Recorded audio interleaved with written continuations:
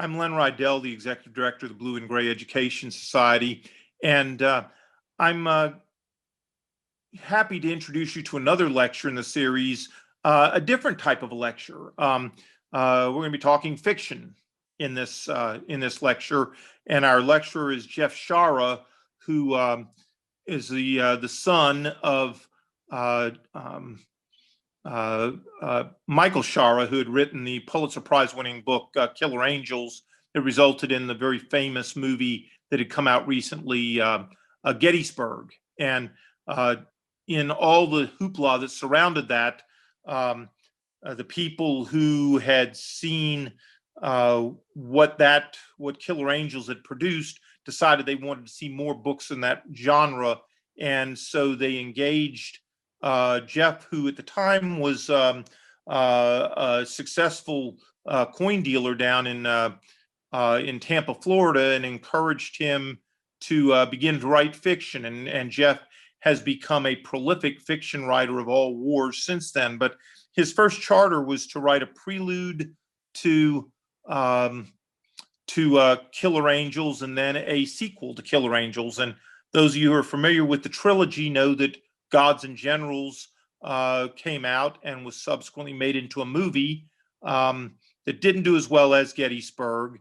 And then The Last Full Measure, because of the financial challenges presented by the first presentation of Gods and Generals, did not find funding and was not made as a movie subsequent to that. Gods and Generals, incidentally, I thought was a well done movie. The problem with it was that whereas at Gettysburg, all the key players were all together on the field and had a careful script, Jeff was facing the problem of bringing all these people into status as gods and generals, and they came from all different networks. And so Chamberlain and Hancock and Jackson and Lee and all these people all had to be brought in from various and sundry elements of their pre-war and early war period. And while Ron Maxwell was very faithful to the task, the problem was still one of tying all these loose ends together. And when Turner said he wanted an epic, the original film was made at over 6 hours. And when Turner Classic Films merged with Warner Brothers, Warner said, we ain't releasing anything that long. And so consequently, key elements like the Battle of Williamsburg were cut out of the edited movie that came out, and that sadly, I think, probably condemned the series. But at this time, with Gettysburg just having come out and being so popular, Jeff had engaged BMI and Keith Gibson, who was our vice president of our board of directors, in a mechanism of consultation so that he could quickly bring a book together. And he became very, very close friends with Keith, and subsequently used a lot of his proceeds to fund special things related to the Civil War, such as the Matthew, Mark, Luke, and John, the Stonewall Brigade artillery pieces in front of Jackson Arch, where Jackson's statue used to be. He had those redone and repainted. He also funded summer work up at the Bushong farm at Newmarket. So the close ties between Keith and Jeff Shaara were there. I got to meet him there, and if you go look at Last Full Measure, you will see credits in there where I consulted with Jeff on elements of bringing that last book together and bringing it to press. So it was a real pleasure. Jeff is a fine guy. He made a nice contribution to Blue and Gray after the lecture to help us move ahead. And here he came back to talk with people about the challenges he had faced in putting together the new book, Gods and Generals. So sit back and relax and enjoy Jeff Shaara. I had the opportunity to stand at the podium and to say thank you, congratulations, goodbye.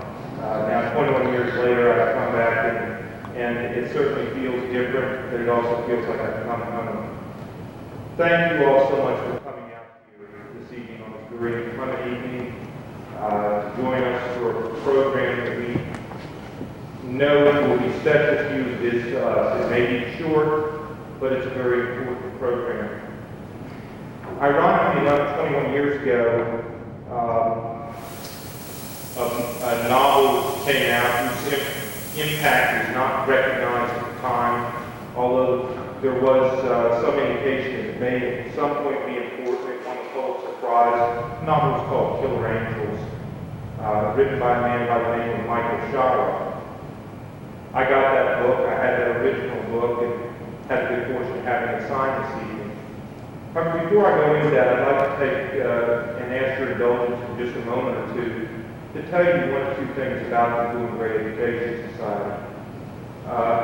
Those of you who have been in the country in the last 5 or 10 years, those of you who remember the great fight that was fought over the acquisition of Manassas battlefield, might remember the federal government taxpayers paid about $180 million to acquire a relatively small portion of that fairly important Civil War battlefield.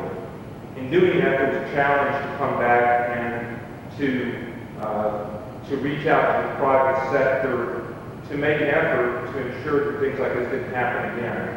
And at that time, Secretary of the Interior Manuel Lujan challenged private citizens to get involved and to form small nonprofit groups or large nonprofit groups, the case may be, to see what we can do about taking back our heritage. The Blue and Gray Education Society is a product of that effort. We found ourselves in 1994.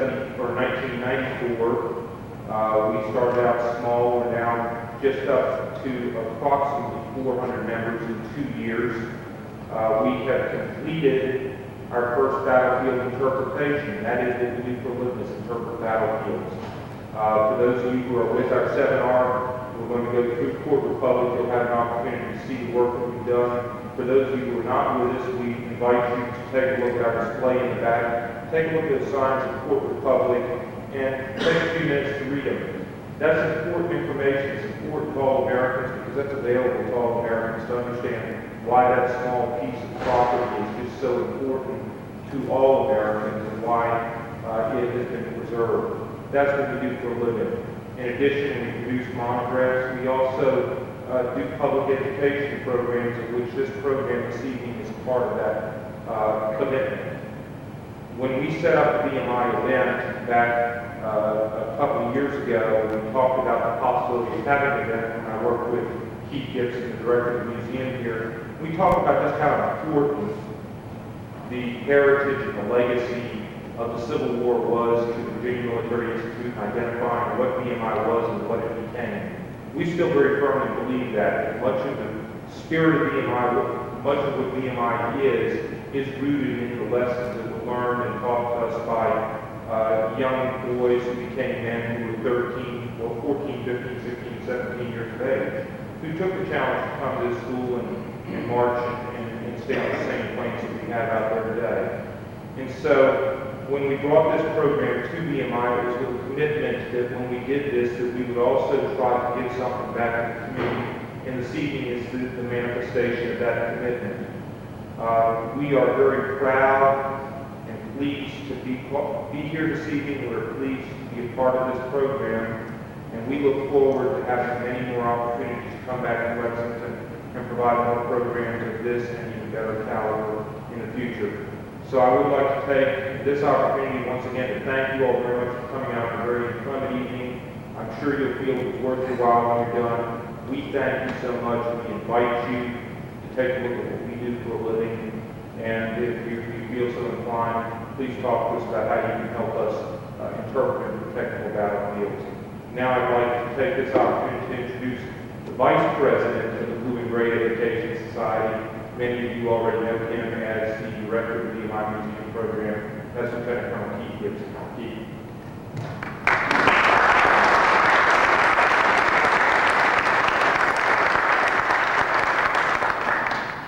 Well, I have to tell you why I'm Vice President of this august organization.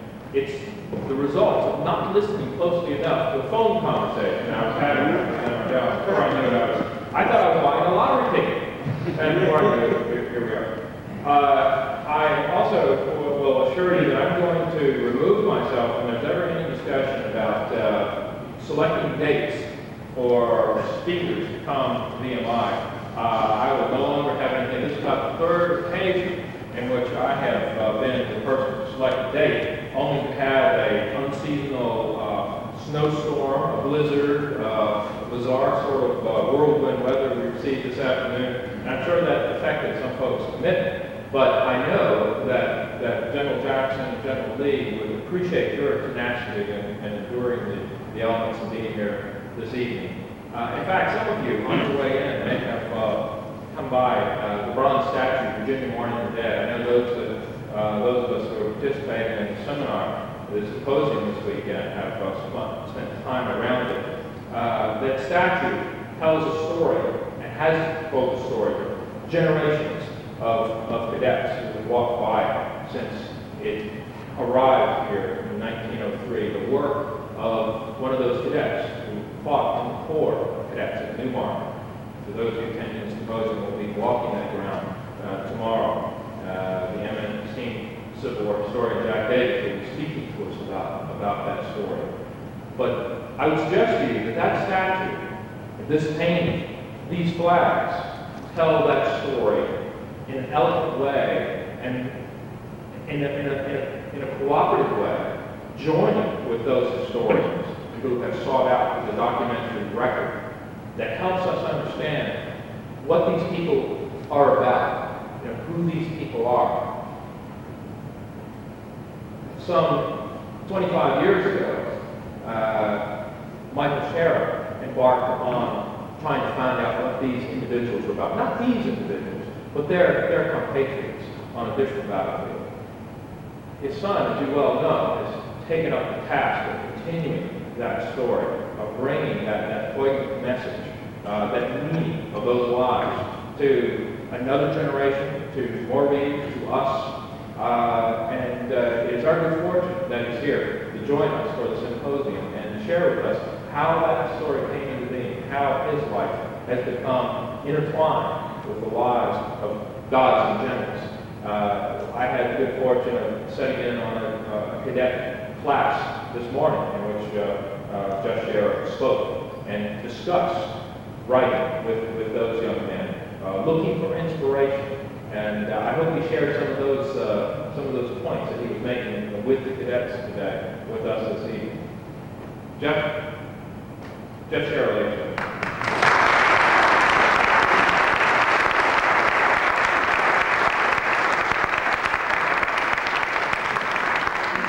Thank you all. As they have both said, thank you for coming out in this weather. I know there were warmer and drier places to be than coming out, and I appreciate very much you being here. This is the 59th stop on the tour that began the first week of June. I was put on the road by Valentine, my publisher, and given the instruction to basically go all over the country, talk about this book, sign book. It has been a unique experience, something there's no way to anticipate what this would be like. But I think it is entirely fitting and entirely appropriate that it would conclude right here. Because it was a couple of years ago that he, his wife Pat, and many others in this area, like my Lynn, were extremely helpful to me, to someone who came here with no more credibility than the spelling of my last name, and who came here simply seeking some sort of route, some sort of advice, some sort of pathway to begin researching my own project, following through the enormous door that my father had opened for. Most of what I have talked about around the country at book signings and to different groups involves many of the experiences I had doing the research of this book. However, most of that is information that to this audience would be nothing new. The fact that we are here really illustrates that. So I would like to tell you a few things about that you may not know. First of all, it was 30 years ago, this summer, that my father took his family to Gettysburg. He did not go there with an agenda. This was not a research trip. These were tourists. sister and I, my mother, my father, wandered the ground at Gettysburg. I have photos of me climbing all the towns, which is a 14-year-old to do. And yet something very deeply affected my father. I can only say that he was possessed. He began a 7-year journey, odyssey, into what resulted as the Killer Angels. What you may not know, based on what we know today about the Killer Angels, is that the book was turned down by the first 15 publishers who saw it.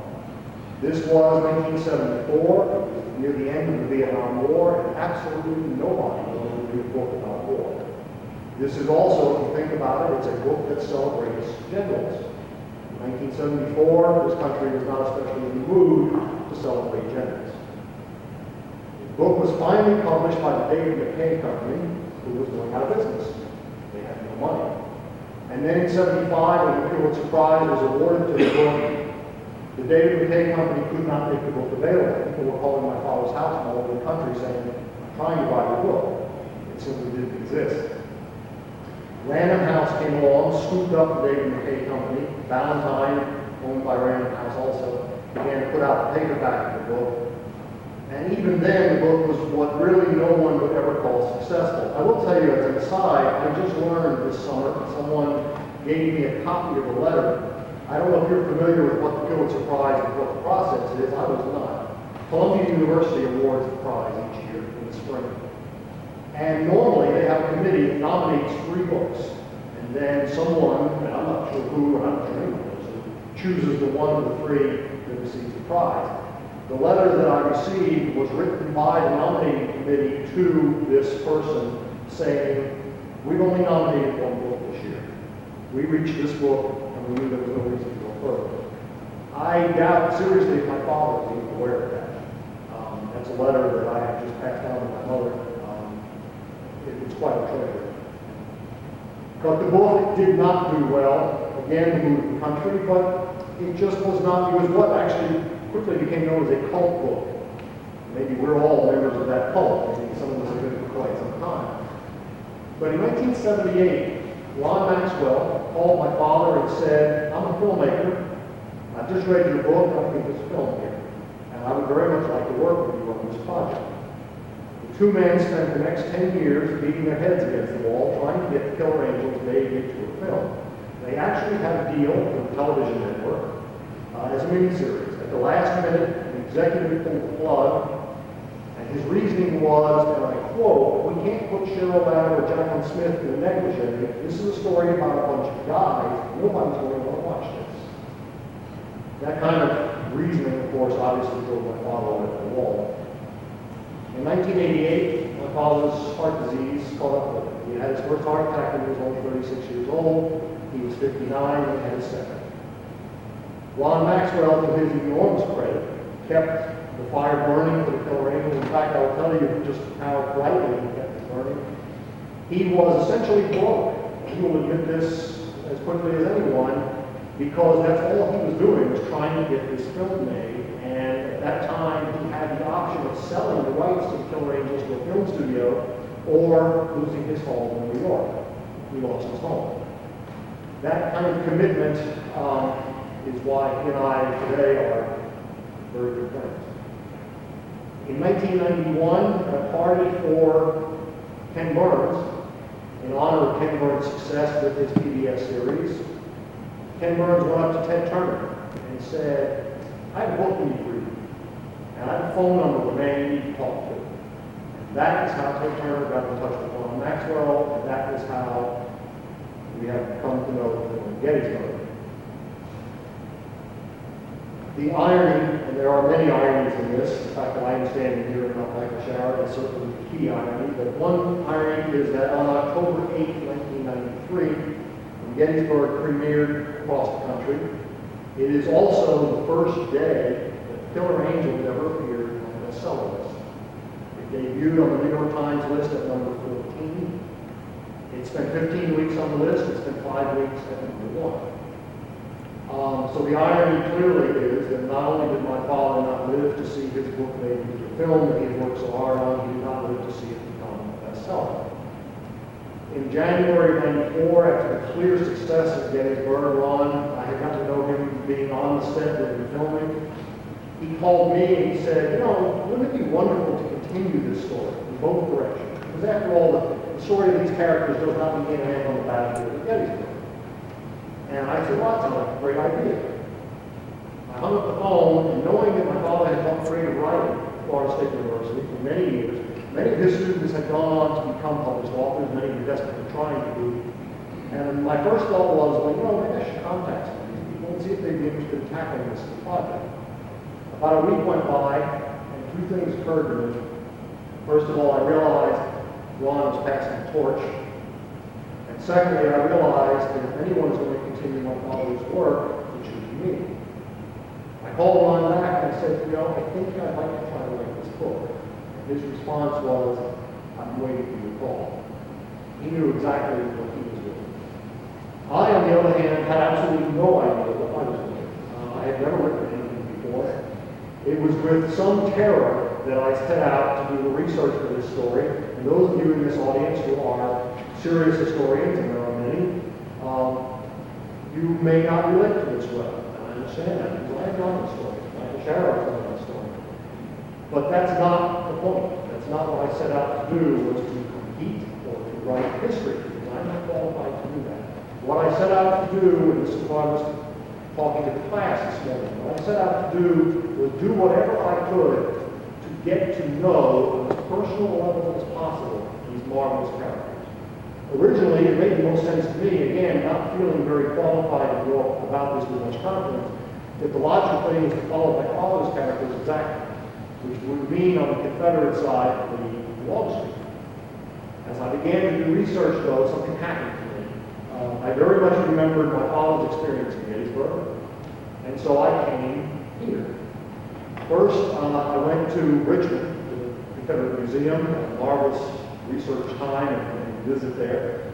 And as all of you know, I assume, around the, again, this gets to a tricky point for me, because around the country, I begin to talk now about what happened to me, and it's as though I'm revealing something that most people in the audience have no idea. All of you know exactly what I'm going to be talking about, so I don't quite know how to put this, but I was driving from Richmond to Fredericksburg, and there is a sign on the interstate that says the Stonewall Jackson Shrine. I had no idea what it was. I never heard of it. It sounded a little odd, actually, to me. I thought, well, maybe I should go look at this. And I went to this place that most of you know quite well. And I stood in the room where many of you have stood. And I looked at the bed and the blanket that was original, where many of you have stood. And I realized that I was listening to the ticking of the clock. It was the same sound that everyone in that room was listening to the moment Jackson stopped breathing. And without being melodramatic, because it's not my intent, I will tell you that it was a moment that changed my life. And from there, I came here. And I met Keith and Pat and Michael and went around this town and had extraordinary experience after extraordinary experience, and went to the cemetery ultimately and saw the ever-present lemon on the grave, and which was a moment that I did not expect. That basically it was overwhelming, put it that way, at an emotional level. And I realized, yes, this is the story I really want to tell. That began what I can only describe as a love affair with the character of Thomas Jackson. And of course, the risk of this, the danger, is that, like you, I know how it ends. And I always knew how it ended. During the whole entire process of sitting down at the computer, which began, by the way, with me staring at a blank screen and laughing and saying to my father, what in the world am I doing? And I started typing. And I did not stop typing for 11 months. Sometimes I would begin early in the morning and last for about 4 or 5 hours, and that would be it for the day. Other times I would sit down and type for 12 hours. Sometimes I would write a 5-page chapter, sometimes I would write a 35-page chapter, and it went that way consistently for 11 months and produced a 1,200-page manuscript. The original manuscript started in 1847, in the Mexican War. Actually started with Robert E. Lee going around the rocks and so forth around Santa Anna's army. The problem was, as many of you are aware, the Mexican War became a fascinating time. Writing about Jackson and Lee and Longstreet in Mexico was wonderful stuff. The problem is, you get to the 1850s, and and you run out of gas. There's not much going on in the 1850s, and it was the editor of Valentine, looking at this manuscript, who said to me, you realize, of course, that the 1850s were so boring, even the characters are boring. Lee is discontent with what he's doing. Jackson is here teaching. Chamberlain hates what he's doing. Hancock hates what he's doing. There's no reason a reader is going to get interested in that. Very good point. And I came down from my initial defensiveness, like, you're not touching my formal fiction. I realized, yes, it's right. So we picked a new starting place. It made much more sense to begin the story just prior to the war, just prior to Harper's Ferry, to introduce these characters and their families to show where they came from. And again, the point is, this is not history. My father often had to deal with criticism of Killer Angels that, well, wait a minute, what about the Ancillars? What about the Peach Orchard? What about Pope's Hill? What about the railroad cut? Because none of that is in Killer Angels. And his response was always the same. This is not the story of the Battle of Gettysburg. This is the story of these people. And that's exactly what I have to keep telling myself all the way through writing this book, because the lesson, as Keith was talking this morning, the lesson that my father taught me, the one thing he taught me as a creative writing teacher, first of all, he would be the first one to admit, you cannot teach creative writing. You cannot tell somebody how to go out and write something. But the one thing he did say is, if you are going to sit down and put pen to paper, put words on paper, show it, don't tell it. That stuck with me, and so frequently during the writing, I would be going along at 4 or 5 pages and realize I was telling. Stop, go back, delete, hit the delete key. Huge advantage I had, my father did not have, was a computer. And it was constantly in my mind that the only way to tell this story, you have to work with people like you and people around the country, is if they believe it. If I put words in the mouth of Robert E. Lee, they better be words that you will accept. Because if you don't accept them, the book simply will not work. My father understood that very well. My father called a lot of grief. He called a lot of grief, particularly in the South, as positive portrayal of Wall Street. Not something he did. I, not being as thick-skinned as my father, and not expecting to be able to just allow criticism to roll off my back, I was going to be sensitive to any word anybody said about this. I thought, well, I better first of all balance the book. That's why there are 2 Union characters and Confederate characters. That way no one can say to me, well, you're biased toward the South, you're biased toward the North. My father did that from both sides. So I protected myself against that. But beyond all of that, the point of this book is simply that all I try to do is show that these people are not names in a history book. They are not paintings on a wall. They are real 3-dimensional characters who had love in their life, who had pain in their life, who cried, who laughed, who were angry, who killed people and were killed on a level that any one of us can relate to. And I don't know how I got there. One of the things students asked me this morning, it's a perfectly legitimate question, how did this book come out? How did you write a book when you've never written a book before? I don't know how to answer that. All I know is reading their own words, their letters, their diaries, the accounts of people who were there, Hannah's book, Ira Hancock's book, reading these accounts of as intimate as possible, as intimate as there is available to us. At some point, instead of looking at a scene in my mind and writing the scene as I saw it, I wrote it as I believe Lee might have seen it, or Jackson might have seen it, or Hancock, or Chamberlain. And again, I don't know how that happened. I don't know how I reached the point, but I do know that I am happy with this book. And the response I've gotten around the country has been a big surprise to me. Because my sister told me early on, when she saw the first bit of the manuscript, she said, this is being written by the ghost of Michael Shaara. And I said, well, yeah, that's as good an explanation as I had. But I would just like to say that in 1970, I was with my father on the field of Gettysburg. And he had already had his first heart attack. So the physical things he could not do. He couldn't climb big ground blocks. He could not go through the rocks through that event. At that time, the battlefield was in considerably rougher condition than it is today. There was a great deal of undergrowth and so forth. that we wanted to crawl through and find out what might lay beneath or what was on the other side. That was my job. I was a kid. So he would send me scurrying off and climbing up a hill. What that gave me was this wonderful love of battlefield of Gettysburg, and also was probably the closest time in my life when I wrote this to my father. After he published The Killer Angels, one thing that is a surprise to people is that he never considered The Killer Angels his glowing achievement. He went on to write the story. When he died, he was actually working on telling the life of Shakespeare in much the same way as Killer Angels is written, from Shakespeare's own point of view as a novel. That was to be his achievement. His body failed him. He would go for 10 minutes at the typewriter and lose his concentration, and that was the end of it. And that probably is why he gave up. But one of the things he wrote after The Killer Angels was a baseball novel. He also wrote a Hitchcock sort of sci-fi novel that was published. The baseball novel was turned down because in the late 70s, baseball was distinctly out of the league. And after his death, we found the manuscript in his files. And literally, he could have thrown it away. That was his mindset, and we're lucky he didn't. In the meantime, Robert Redford had made The Natural, and you had Bull Durham and Field of Dreams, and all these wonderful baseball stories. And I took the manuscript to New York, and it was published. It's called For Love of the Game. And Valentine is putting it out in the spring as a paperback, and Universal has bought it for a film. When I sat down at lunch in New York with the publisher, and he handed me the first 2 copies of the hardcover of this book, it caught me very much by surprise, very much the same way visiting the cemetery here caught me by surprise. Because I realized that this was my gift to my father, for the door that he opened to me.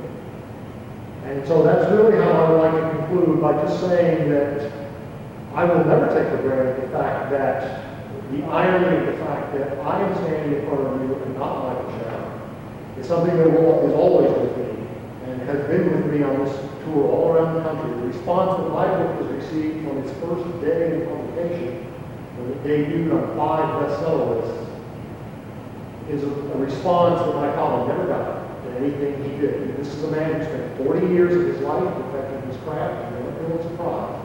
You would assume that he would have gotten rewards for that, and he did not. The rewards are coming to me. So I would just like to conclude by saying that I hope that somewhere, particularly speaking in a place like this, that my father is aware of what is happening and is proud. And thank you very much.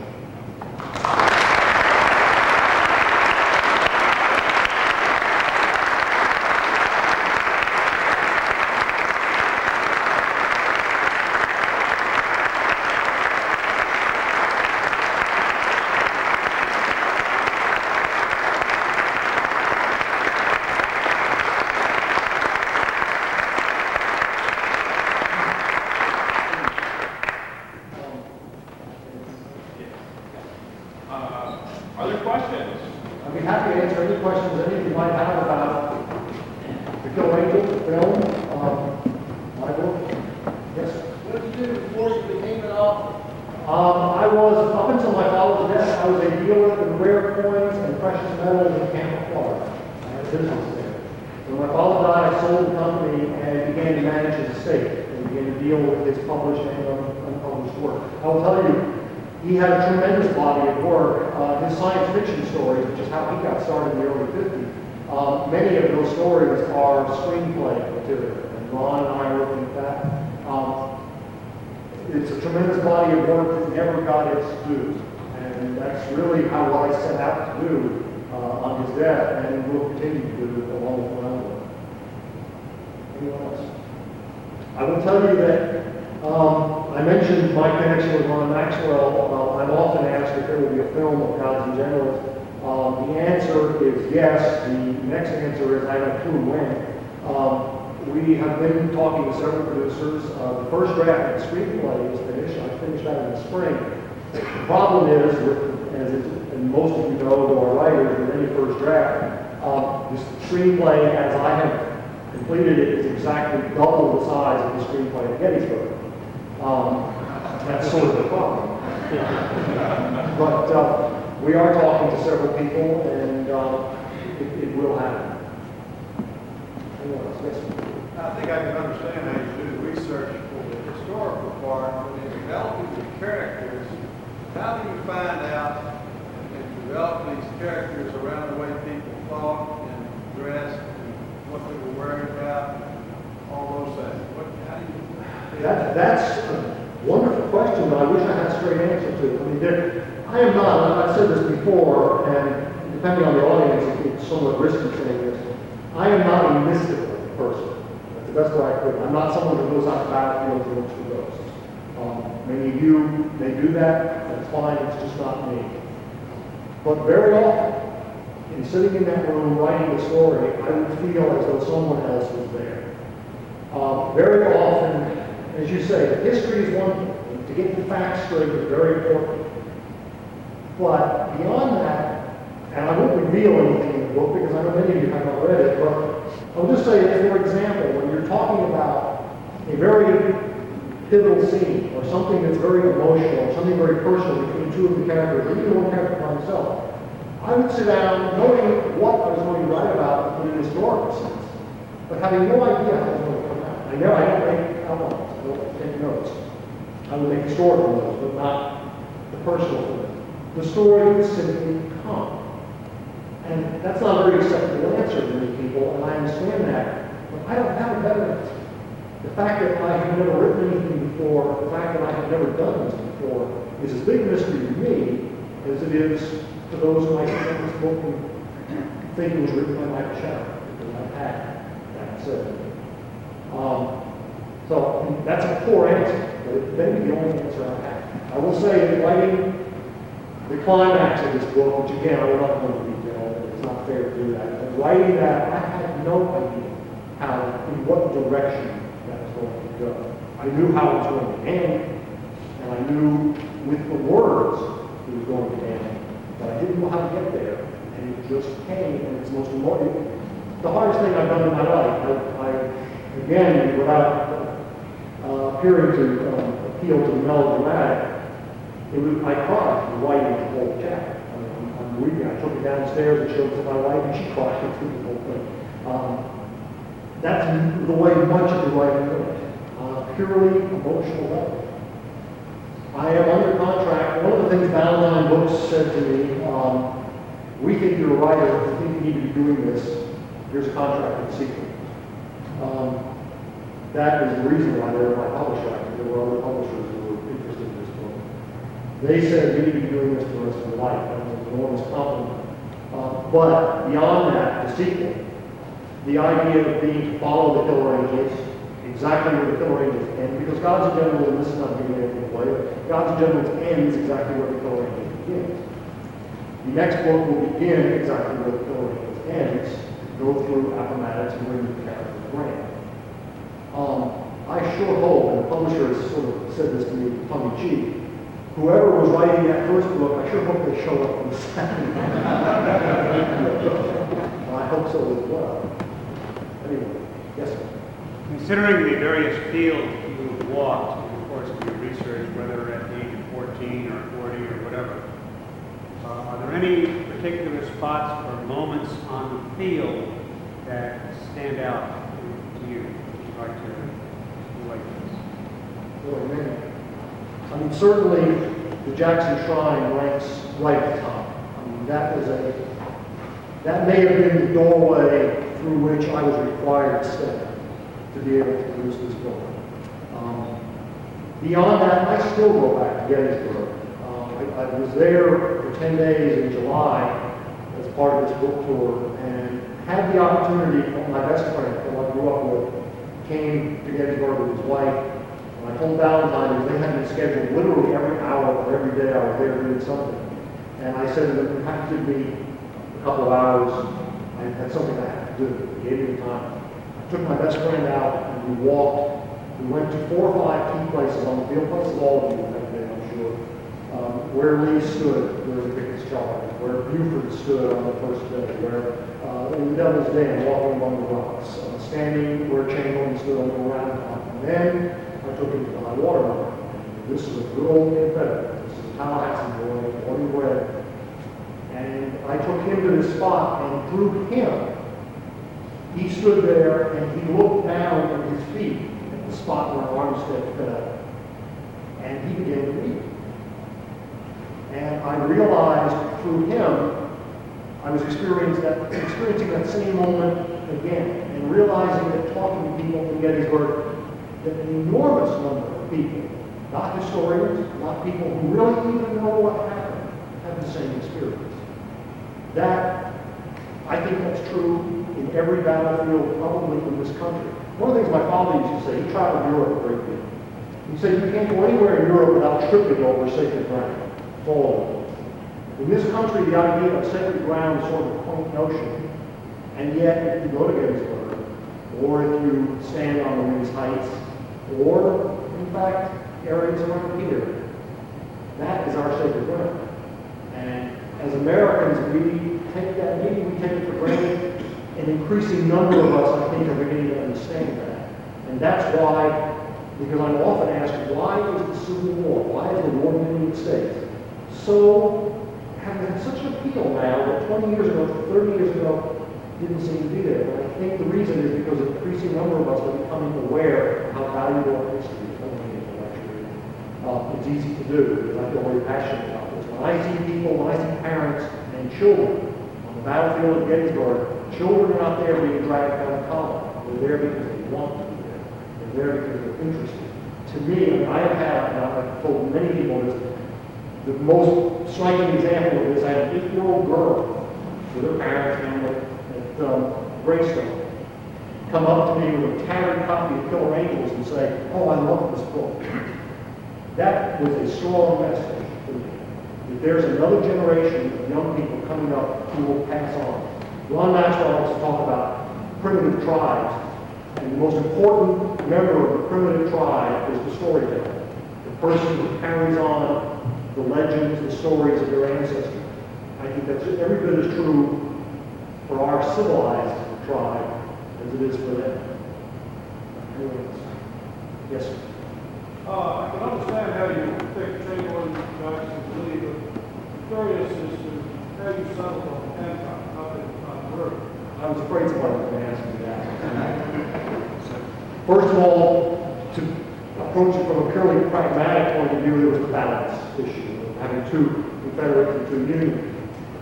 But Ron and I had a conversation early on in writing this book when I was actually working on Lee and Jackson, and I got to Chamberlain and Hancock later, about Armstead. Most of you are aware, I'm sure, that soon after the filming of Gettysburg, Richard Jordan, who portrayed Armstead in the film, passed away. What most of you don't know is during the filming, almost everyone, not everyone, the principal people on the set of the film knew he was dying. He knew he was dying of brain cancer. It was the day, if you're familiar with the film, I hope most of you are, the scene where Armstead is talking to Longstreet's tent, the emotional scene where he is explaining what it was like in California to say goodbye to his friend Lee Boy, and he's crying. That scene was the single most difficult day of filming during the entire process because the people behind the camera and the people in front of the camera knew that Richard Jordan was dying.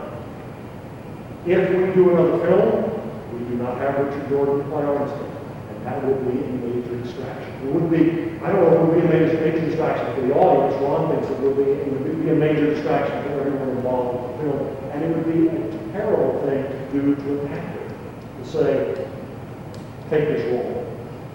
That was a serious consideration in taking the character of Armstead, moving him down a couple of notches, and elevating that story, and telling that story through the eyes of Hancock. It was a story that had to be told. Because it was mentioned so prominently in Killer Angels, I was looking forward to telling the story.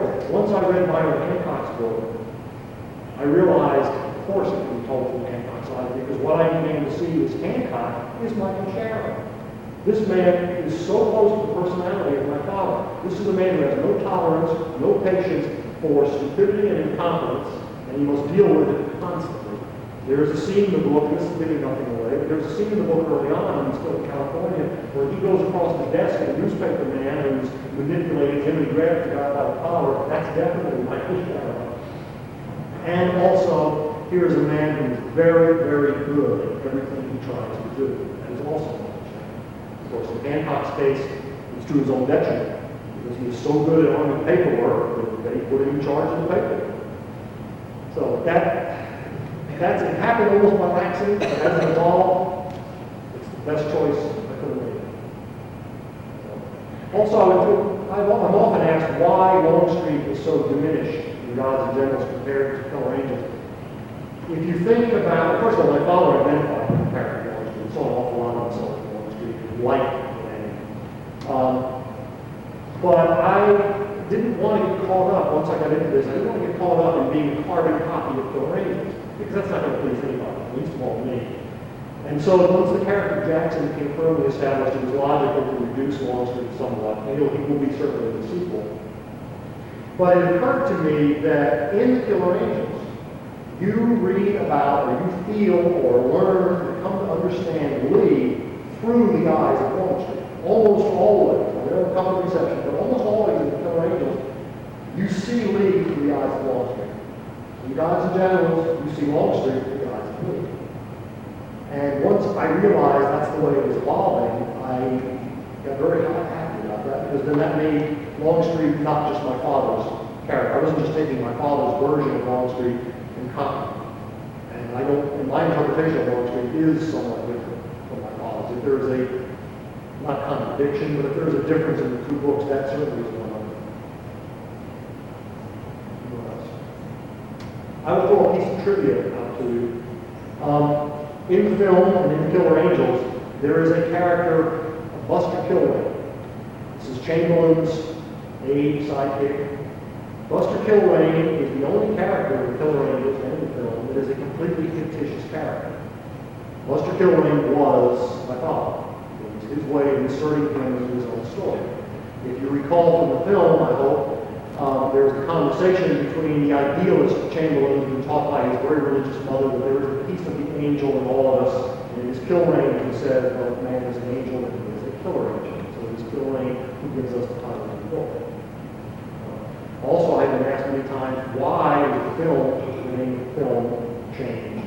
Because it was changed. All the way through the process, up until 2 months before the film was released, it was titled The Killer Angel. Ted Turner is a marketing genius, and I say that with no sarcasm. He is indeed. He sent some people to a mall in Atlanta to test the name. And he got a bunch of people just like this and said, we're making a film called The Killer Angel. What's your first impression of what you think that film is about?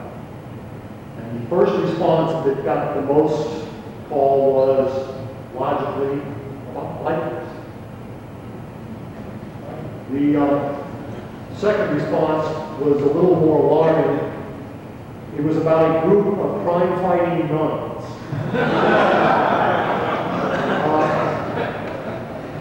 Ted heard that and basically panicked a little bit, or said somebody panicked, and amidst great uproar and furor and screaming and yelling and people pounding tables with their fists, the decision was made to change the name to Gettysburg. Ron called me to tell me that decision had been made. It was a black day.